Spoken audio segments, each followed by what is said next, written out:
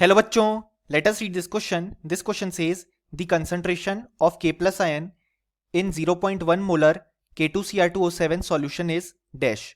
So हमसे पूछा गया है कि अगर हमने 0.1 मोलर K2Cr2O7 सॉल्यूशन लिया है तो उसमें K प्लस आयन का कंसंट्रेशन कितना होगा. सो इस क्वेश्चन को सॉल्व करने के लिए हमें जो की कॉन्सेप्ट रिक्वायर्ड है वो है concept of mole and concentration term.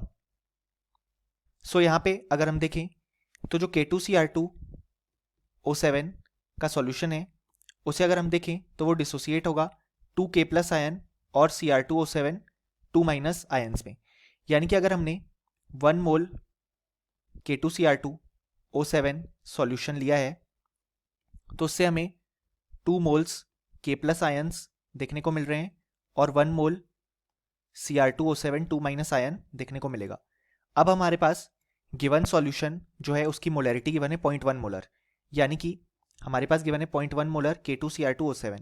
इसका मतलब हमारे पास 0.1 मोल्स ऑफ K2Cr2O7 प्रेजेंट है इन 1 लीटर ऑफ सॉल्यूशन, क्योंकि यही हमारे पास मोलैरिटी होती है.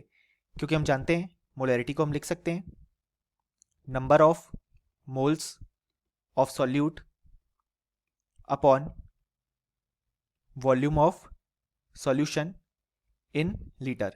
अब हमारे पास 0.1 मोलर K2Cr2O7 गिवन है, यानी कि 0.1 मोल्स ऑफ K2Cr2O7 प्रेजेंट है इन 1 लीटर ऑफ सॉल्यूशन. अब हमने कहा 1 मोल K2Cr2O7 से 2 मोल K प्लस आयन मिलेंगे. सो 0.1 मोल्स K2Cr2O7 से हमें 0.2 मोल्स K प्लस आयन देखने को मिलेंगे. तो जो K प्लस आयन है उसका हमारे पास यहाँ पे कंसंट्रेशन जो आ जाएगा वो आ जाएगा उसके मोल्स जो कि आएंगे 0.2 अपॉन वॉल्यूम, तो सेम ही रहेगा 1 लीटर. सो यह जाएगा 0.2 मोल्स पर लीटर या बेसिकली मोलर. और हमसे यही पूछा गया क्वेश्चन में. सो यहाँ पे करेक्ट आंसर आ जाएगा 0.2 मोलर. और फाइनली हमें लिख भी सकते हैं कि इस क्वेश्चन का हमारे पास जो करेक्ट आंसर आ जाता है वो आ जाता है 0.2 molar. Hope you understood well. Best of luck.